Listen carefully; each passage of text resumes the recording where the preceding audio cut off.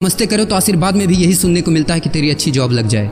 लेकिन जिसने भी ये सिस्टम बनाया ना, उसको मैं दिल से सलाम करता हूँ। वाह क्या सिस्टम बनाया नौकरी का।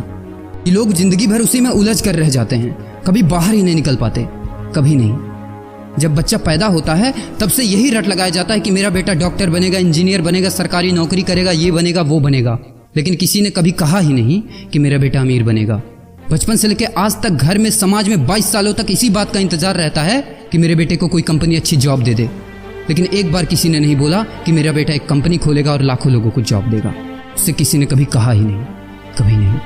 तो फिर कैसे कोई अमीर बनेगा यार, जिसको कभी वो माहौल ही नहीं मिला, जिसके दिल में सपनों का वो फूल ही नहीं खिला। समय के तूफान में उस सपने ने कहीं दम तोड़ दिया, जिंदगी के थपेड़े ने वो रास्ता ही मोड़ दिया, दुनिया के ताने के डर से उस सपनों को ही छोड़ दिया।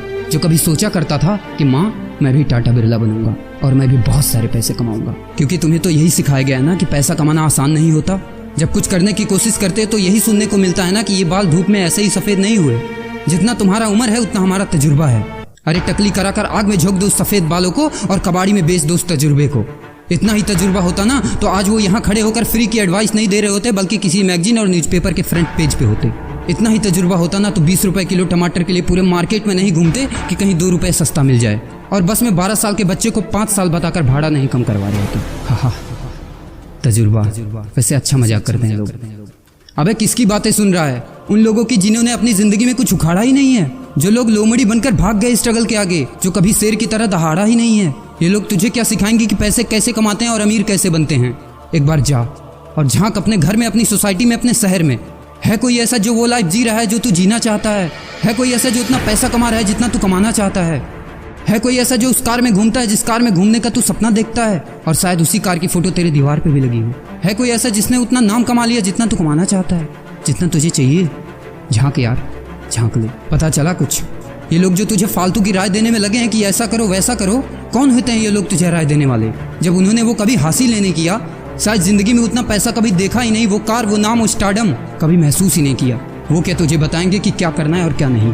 देख यार, सिंपल सी बात है, अगर तू वो करेगा ना जो सब करते हैं तो तुझे वही मिलेगा जो सबको मिलता है। और अगर तू वो करेगा जो आज तक किसी ने नहीं किया, तुझे वही मिलेगा जो आज तक किसी को नहीं मिला, किसी को भी नहीं। तो देखो सपने तो सोचो बड़ा। किसी की औकात नहीं है जो तुझे रोक सके। किसी के रास्ते पर मत चलो, अपना रास्ता खुद बनाओ और प्रूव कर दो इस नकली दुनिया को कि तुम सही हो और वो गलत। और अपने आप से ये वादा करो कि यार जिंदगी में चाहे कुछ भी हो जाए ना, लेकिन इनके जैसी जिंदगी मेरी नहीं होगी। मैं इस 9 से 5 के खूंटे में बंधने के लिए नहीं पैदा हुआ हूँ।